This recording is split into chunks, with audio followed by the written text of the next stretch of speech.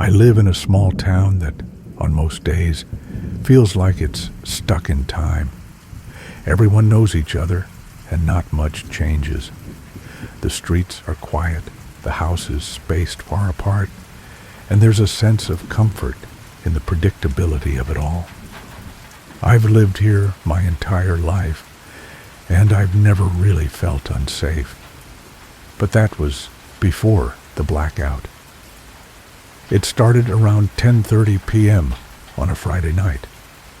I was in my living room watching TV when the lights flickered and then went completely out. At first, I thought it was just a power surge, something that happened every once in a while.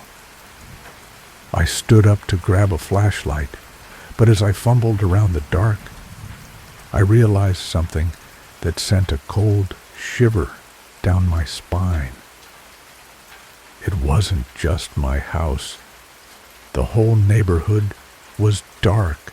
The silence was strange. No hum of the refrigerator, no background noise from streetlights. The only sound was the wind outside, rustling the trees. I checked my phone for any messages, but there was nothing. No alerts about the blackout. No updates from the power company. It was as if the entire town had simply been cut off from the outside world. I waited for a while, hoping the power would come back on, but after an hour, there was still no sign of life. Not a single light on in the houses around me. No headlights from cars driving down the street. That's when I heard it. A soft knock at the front door. It was so quiet I almost didn't catch it, but it was unmistakable. My heart jumped in my chest. Who could it be? It wasn't a delivery, because I hadn't ordered anything, and none of my neighbors would be out this late without a good reason. I didn't want to answer it, but I also couldn't just ignore it. The blackout was starting to make me feel isolated, and the idea of someone being out there, someone who knew I was alone, made my skin crawl. I crept quietly to the door, pressing my ear against it. There was no sound, no one calling out my name, just the eerie silence that had settled over the town. I didn't dare open the door completely. "Hello?" I called out softly, trying to keep my voice steady. "Who's there?" A pause. Then a voice from the other side. Low, gravelly, and almost too calm. "Just checking to make sure you're okay. Power's out all over, but we're safe, you know. You're not alone. I can help you if you need anything." I didn't recognize the voice, and that was what scared me. It wasn't any of my neighbors. It didn't sound like anyone I knew. My instincts told me not to open the door, but part of me also wondered if I was being paranoid. It could have been someone just looking for help, right? I swallowed hard and took a deep breath. "I'm fine," I said, trying to sound confident, though I could feel my hands trembling. "Thank you." There was a long pause, longer than I was comfortable with. And then, finally, the voice spoke again, this time colder. "You don't know how bad it's going to get. You should let me in." My blood ran cold. I felt my pulse pounding in my ears. Every part of me screamed to just back away from the door, but my feet felt like they were glued to the floor. I didn't know what to do. This was wrong. Something was wrong. I stepped back slowly, my mind racing. Who was this person? How did they know I was alone? How did they know I didn't have power? I couldn't shake the feeling that I wasn't dealing with a neighbor, or even a stranger in need of help. The knock came again, louder this time, more insistent, but I didn't move. And then, as if I was being pulled by something beyond my control, I found myself walking toward the kitchen, grabbing the largest knife I could find from the drawer. My hand tightened around the handle as I stood by the door, waiting for any sign of movement. It felt like hours, but it had only been minutes when I heard the distinct sound of footsteps, slow and deliberate, moving away from my door, the sound of boots crunching against the gravel in front of my house. It wasn't a car pulling away. It wasn't even a sound of someone walking off the porch. It was someone deliberately walking toward the side of the house. The hairs on the back of my neck stood up as I pressed myself against the wall, barely breathing. My mind was racing. I felt like I couldn't make sense of what was happening, and I wasn't sure how to react. Was this a robbery? Was this person just a random, confused stranger?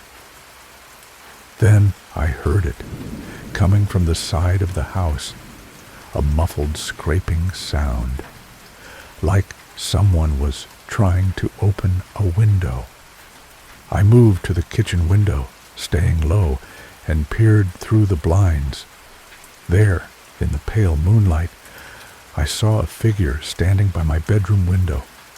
The man was tall, wearing a dark hoodie that obscured most of his face, but I could make out his silhouette clearly enough.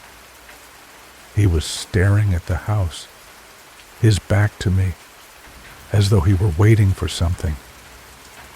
The blood drained from my face. He wasn't trying to help. He was watching me, waiting. I quickly turned away, rushing to grab my phone, but the moment my hands touched it, the lights flickered back on. For a brief second, everything seemed to return to normal. I heard the familiar hum of the refrigerator and the soft glow of the lights in the kitchen. But that didn't mean I was safe. It was just a distraction. I couldn't risk it. I didn't call the cops, not yet. Instead, I grabbed my keys and moved quickly, silently, to the back door, making sure to lock every window and door in the house. The man hadn't seen me move to the back, and I had no intention of being seen now. I stood in the shadows of my kitchen, trying to control my breathing.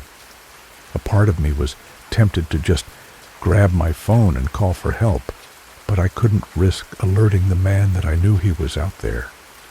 Instead, I waited, listening for any sound that would tell me whether he was still outside or had gone away. It was then that I heard something that made my stomach drop. A scraping sound from inside the house. I turned around, heart racing, as the door to the basement began to creak open. The door had been locked. I was sure of it. Before I could react, I heard the sound of footsteps, quiet but unmistakable, moving through the house, coming from the direction of the basement. The man was already inside. I ran. I sprinted toward the front door, but before I could get there, I heard the unmistakable sound of heavy boots on the stairs, coming closer. Without thinking, I yanked open the door and bolted into the street, running for the neighbor's house. I banged on their door, but no one answered. The streets were empty, silent. I turned around, expecting to see him behind me, but there was nothing, no sign of anyone. Only the eerie stillness of a town that had been thrust into darkness. I don't know how long I stayed at the neighbor's house, but when I finally worked up the nerve to return home, everything was normal again, lights on, no signs of a break-in, no man in the yard, but the door to the basement was open, and I've never been able to shake the feeling that I wasn't the only one still in that house. I never did find out who knocked on my door that night, or how he got inside. But I know one thing for sure. I won't be home alone during another blackout. Ever again.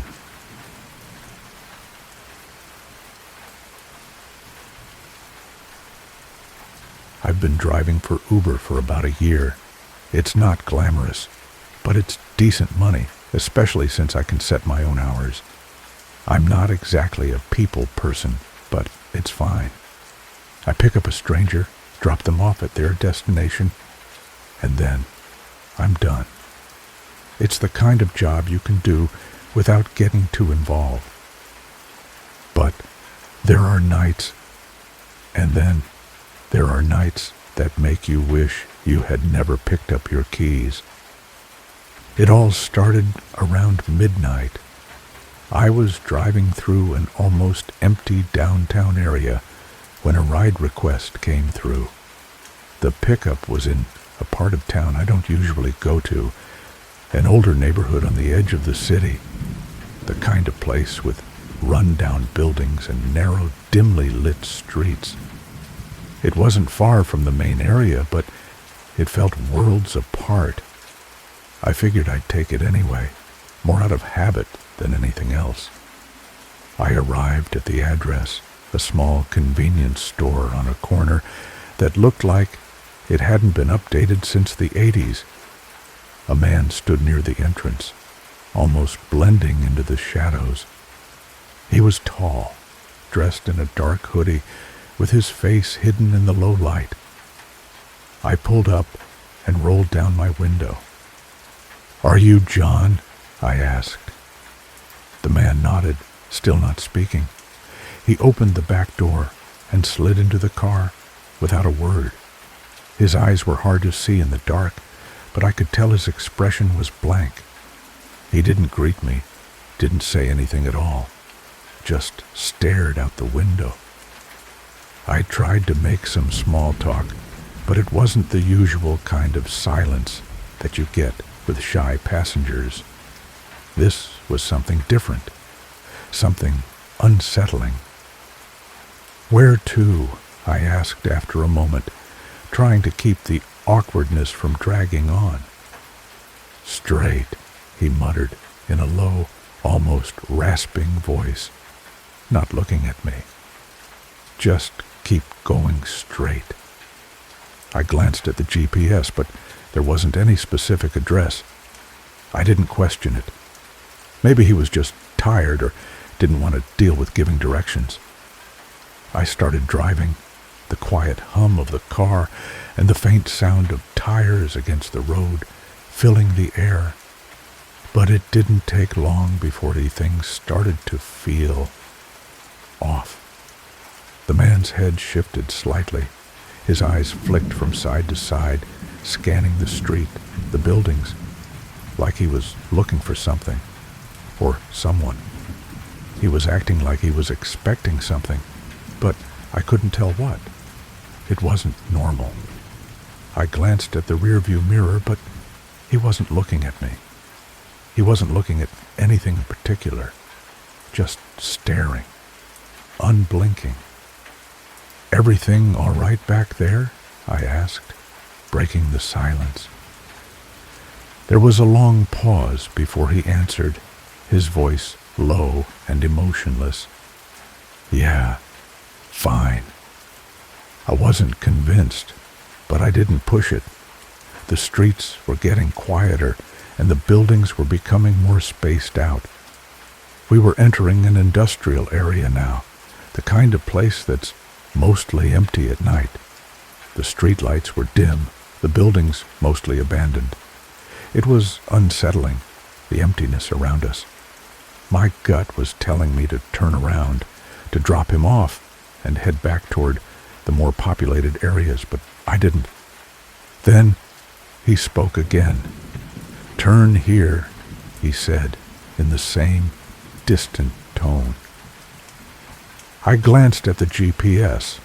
There was nothing in the app that said we were heading to a different destination, but the street was there, cutting off from the main road. The area was too dark to make out much, but I could see that there were no other cars around. The road seemed abandoned. "Are you sure?" I asked, trying to sound casual, but my nerves were starting to tingle. Something wasn't right. He didn't respond. He just repeated himself, "Turn here." I hesitated for a moment, then made the turn. The car bumped over the uneven road, and my headlights barely cut through the darkness. The area looked run down. Old warehouses, overgrown grass, rusty fences, no one around. We drove deeper into the industrial park, the surroundings becoming even more eerie. I was starting to feel uneasy, my hands gripping the steering wheel tighter.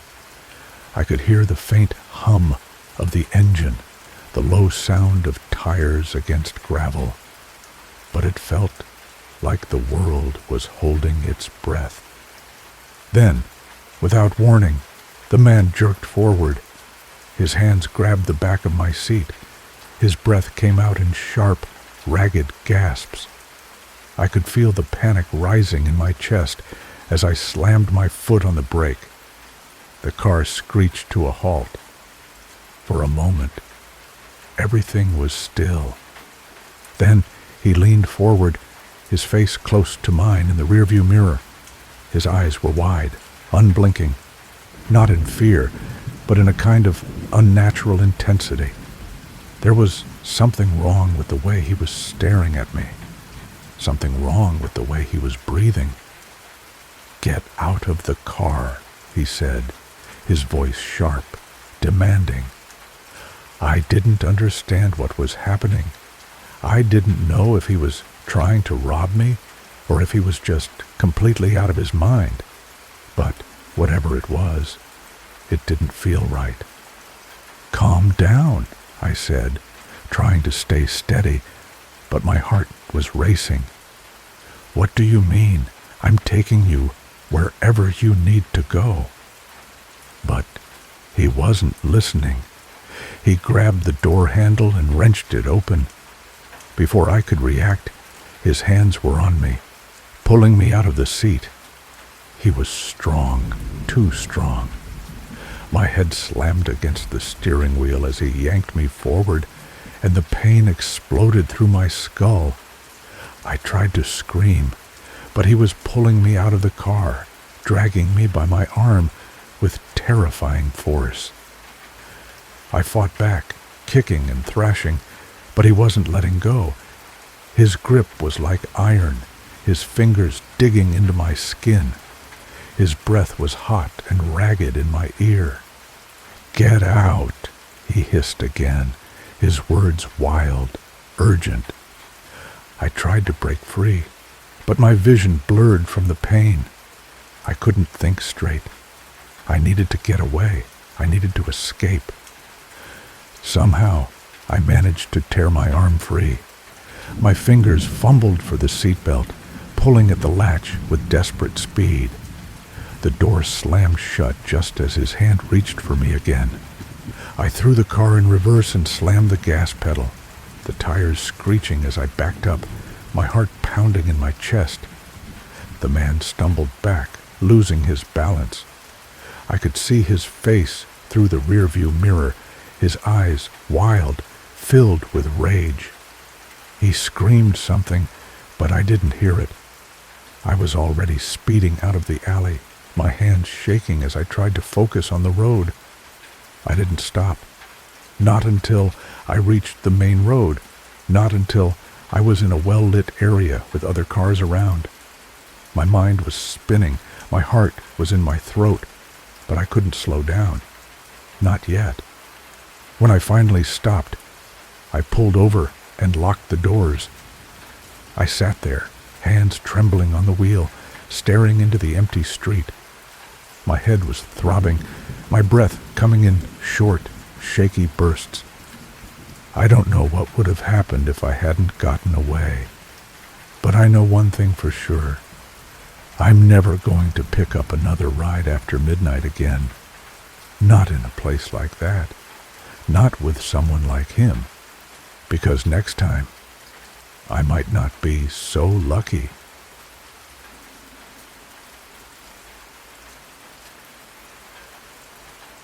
I'm a pretty ordinary person, or at least I was, before things started changing, before he started watching. I'm in my late 20s, and I live alone in a modest apartment in a quiet neighborhood. It's not fancy, but it's enough. It's the kind of place where you can have a sense of privacy without feeling too isolated. The building's old, maybe too old for its own good, with creaky floorboards and drafty windows that make it feel like the walls are alive sometimes. But it's home. I've lived here for a couple of years now. I work from home most days, doing freelance graphic design and occasional website work. My life wasn't anything exciting, mostly just long hours hunched over my desk with the occasional break to walk my dog or grab a coffee from the shop down the street. That was my routine. Simple, predictable. But everything changed when he moved in. It wasn't the way I expected it. I mean, new neighbors move in all the time, so I thought nothing of it when I saw the man moving boxes into the apartment across the hall from mine. It was early in the morning, just after I had let Max outside to do his business, and I caught a glimpse of him through the cracked door. I didn't make much of it. Just another tenant, right? But that was when I first noticed him. Not the physical details, not yet, but the way he moved. Slow, deliberate. He didn't hurry to get his things inside, didn't rush to settle in. There was something unnerving about how he seemed to take his time. Something about the quiet way he shifted the boxes, like he was methodically placing them in exactly the right spot. He was tall, probably around 6 feet, and thin, too thin for someone who looked like they should have been in their mid-30s. His skin was pale, almost as if he hadn't seen the sun in years. He had a sharp jawline, dark hair that was unkempt, and his clothes were always too loose. Like he didn't care about how he looked. Like he was hiding something. The first time I really saw him was when I bumped into him in the hallway the next evening. I was coming back from getting groceries, and he was standing outside his door, staring down at something in his hands. I don't know why I noticed it, but the way he was standing, like he didn't hear me coming, unsettled me. He looked up when I was nearly past him, and for a split second our eyes met. I immediately turned away. There was something in his gaze that felt off. His eyes were wide, almost too wide, and there was no warmth to them, just this deep emptiness that sent a shiver down my spine. I remember thinking it was just a weird moment. Maybe something in his eyes, or maybe I was tired, but I still couldn't shake the feeling that I had seen something I wasn't supposed to. I didn't want to be rude, so I forced a smile as I walked past him. But he didn't respond. He just stood there, watching me leave. I didn't think much of it at first. Maybe I was just being paranoid. He was new, right? Maybe he was just quiet. But I couldn't ignore the feeling that there was something wrong with him, like there was something in his presence that didn't fit. I started seeing him more often after that. He'd be outside his door when I passed by, or just standing in the hallway at odd hours, like he was waiting for something. Sometimes I'd catch a glimpse of him through my peephole, his face half hidden in the shadow of the hallway light. I told myself he was just another lonely person, someone who didn't have many friends or social interactions. But every time I saw him, I felt more uncomfortable. The first incident that really stuck with me happened a week later when I was walking Max at night. The park across the street is small and quiet, just a patch of grass with a few benches, mostly used by people walking their dogs or kids playing in the daytime. It wasn't far from my apartment, and I always took Max there before bed. It was around 9:30 p.m. when I noticed him again. This time, he was standing near the park entrance, under the flickering streetlight, just staring at the ground. I didn't think anything of it at first, but when Max started growling, I paused. Max rarely growled at anyone.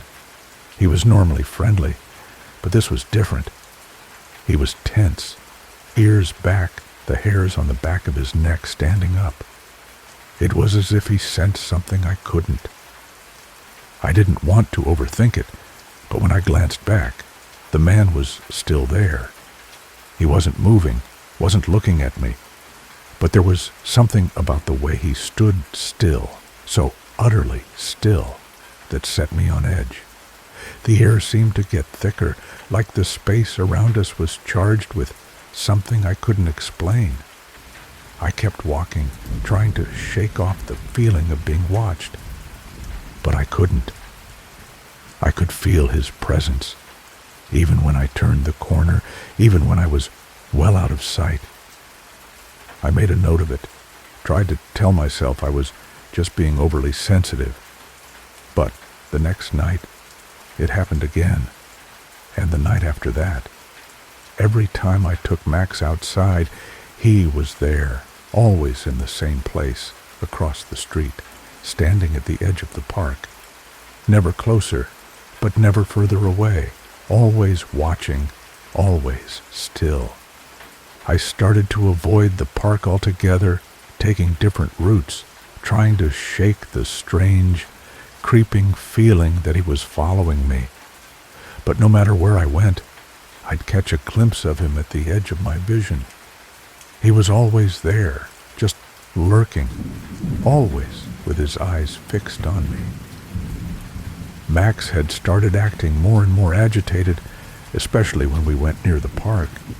He would tug at the leash, whining, barking, refusing to go any further. I'd never seen him act like this, and it only made me more uncomfortable. I decided to reach out to the landlord, asking if anyone had complained about the new neighbor. The landlord didn't know anything unusual, just that the man was quiet and kept to himself. Of course, they didn't mention anything about his odd behavior, and it wasn't like I could really tell them much without sounding paranoid. The next few days were a blur of dread. The man had moved in just across the hall from me, and now, every time I walked down the hallway, I would feel that suffocating weight of his stare. The door to his apartment would be cracked open just a little, and I could see him standing there, always waiting, watching. And then one night, I came home late from a meeting. It was around midnight, and the street outside was nearly empty, just a few cars parked along the road.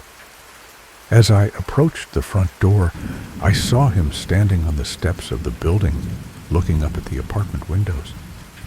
He didn't notice me at first, and I tried to pretend like I didn't see him, but I felt the tension in my chest as soon as I saw him standing there. When he turned to face me, his eyes locked onto mine, and for the first time, I saw his face clearly. There was no emotion in his expression. He didn't smile. He didn't frown. His skin was almost ashen, like he hadn't been outside in weeks. His eyes were sunken, hollow, as if something inside him had died long ago. I didn't know why, but I felt a sudden surge of panic. I quickened my pace, clutching Max's leash tighter, and ducked inside the building. I didn't dare look back. I didn't want to see if he was still standing there. I rushed up the stairs to my apartment, my heart pounding in my chest, but the moment I stepped inside, I heard something that made my blood run cold. Footsteps. Slow, methodical. They were coming up the stairs behind me. I don't know how long I stood there, holding my breath, listening. I could hear them getting closer, step by step, but when I glanced through the peephole, there was no one there. I opened the door slowly, heart in my throat, and stepped back into the hall. I didn't hear anything, but I could feel the presence of him. Just outside, just out of sight. Then came the sound of the door handle rattling, gently, but with purpose. I froze. My mind raced, but my body wouldn't move. Max was still growling, his hackles raised. The rattle stopped, and then silence. Complete silence. I don't know how long I stood there, staring at the door, but when I finally checked the peephole again, he was gone. But I knew, deep down, that he wasn't gone. He was just waiting. I don't know how long he's been watching me, or what he wants, but I do know one thing. I can't shake the feeling that he's getting closer, closer than ever. And I don't know how much longer I can keep running.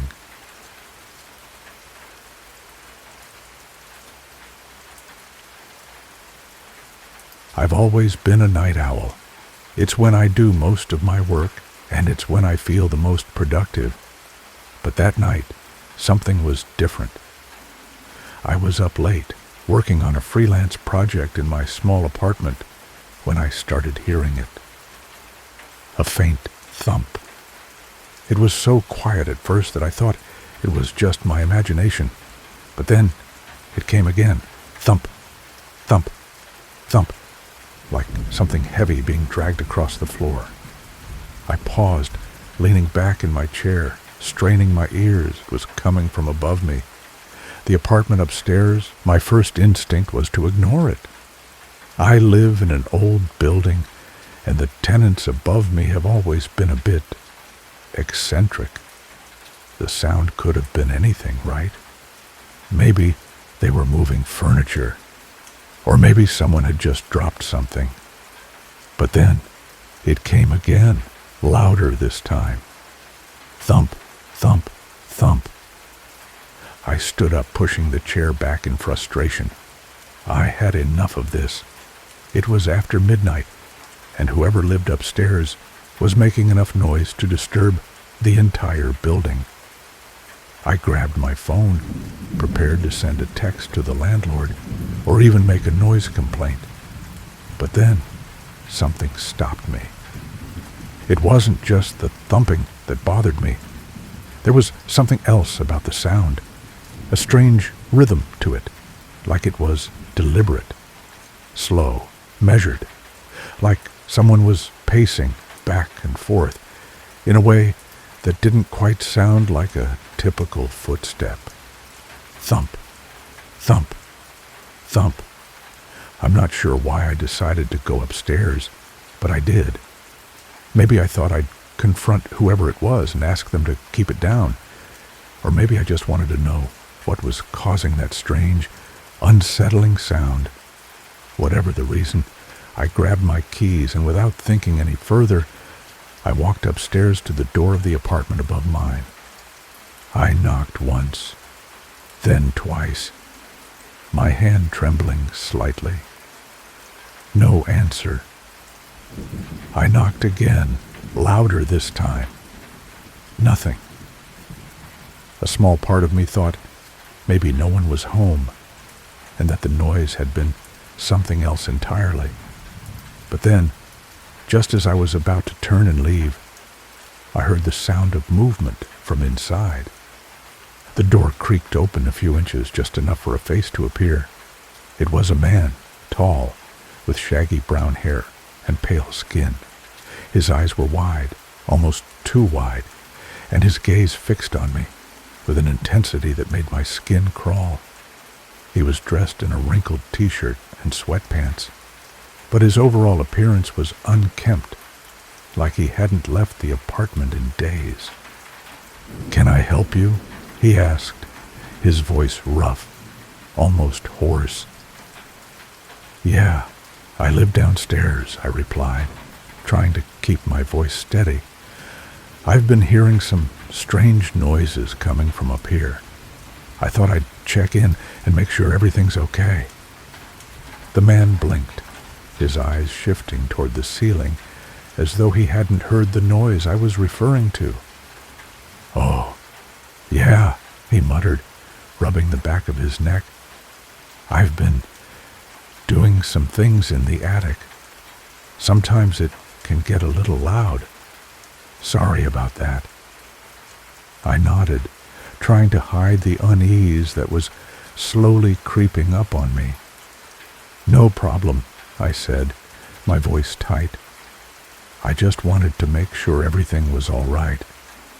The man's lips curled into a faint smile, but it didn't reach his eyes. His gaze lingered on me for a moment longer than I was comfortable with, before he finally stepped back and closed the door. I stood there for a moment, staring at the door, feeling like something wasn't right. The way he spoke, his mannerisms, the strange look in his eyes, all of it set off alarm bells in my head. But I didn't know what to do. Should I call the police? Should I leave? I didn't want to cause trouble, but there was a part of me that couldn't shake the feeling that something was wrong.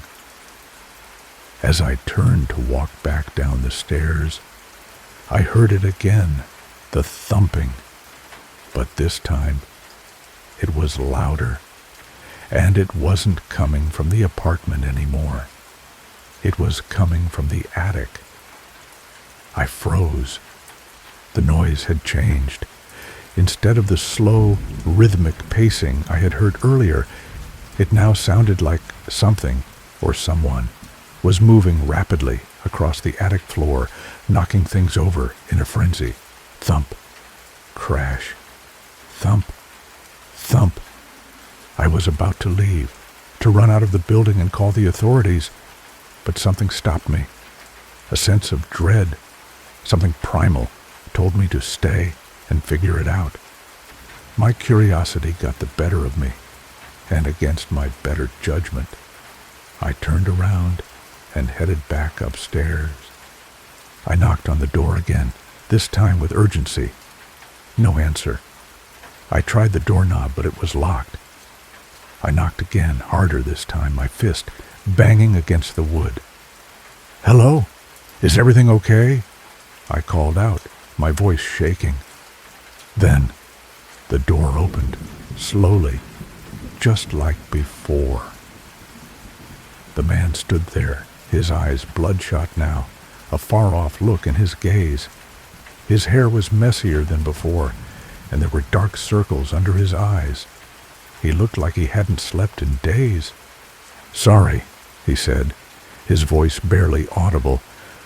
"I've been working in the attic. I'll be quiet." Before I could respond, he shut the door in my face a little too quickly, and I heard the click of the lock. But the thumping didn't stop.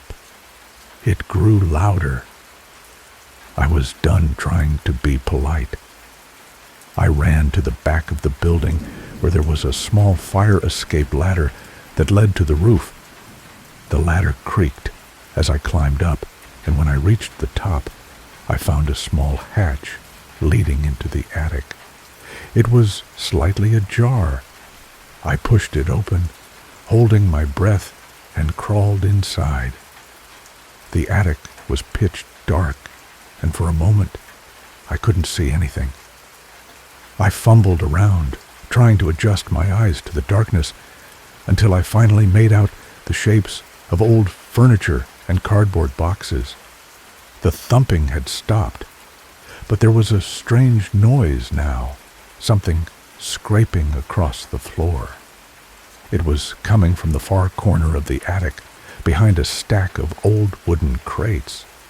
I moved closer, my heart pounding in my chest. My instincts screamed at me to turn around and leave, but I pressed on, driven by a need to understand what was going on. When I rounded the crates, I saw him. The man from upstairs was crouched on the floor, his back to me.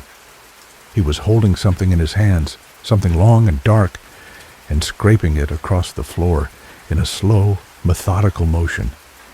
It was a bone. I froze. The man turned, his head jerking toward me with unnatural speed, his eyes wide and bloodshot. He smiled, but there was no warmth in it. His face was gaunt, his skin pale and thin. He looked like he hadn't eaten in days, if not weeks. "Didn't think you'd come up here," he said in a whisper, his voice hoarse. "I didn't want anyone to know, not yet." I couldn't move. I couldn't speak. My body was paralyzed by fear. Then he stood up slowly, dropping the bone onto the floor with a dull thud. He took a step toward me, and another, his smile growing wider, more twisted. "I knew you'd hear it eventually," he said, his voice now rising. "The noise, the thumping, you'd come. And now you'll be part of the collection." I backed away, but my foot caught on something, and I fell hard onto the floor. My head hit the ground with a sickening thud, and for a moment, everything went black. When I came to, the man was gone. The attic was still. The only sound was my own labored breathing. I crawled toward the hatch, pulling myself out of the attic and back onto the fire escape. I ran down the stairs, out of the building, and into the street, not stopping until I was blocks away. I never went back to that apartment. I don't know what happened to the man. I don't know if he was arrested or if he simply vanished into the night. But I do know one thing. I still hear the thumping sometimes. Late at night, when everything is quiet and still, I hear it. Thump, thump, thump. And I know that somewhere in the shadows, there's someone still scraping bones across the floor.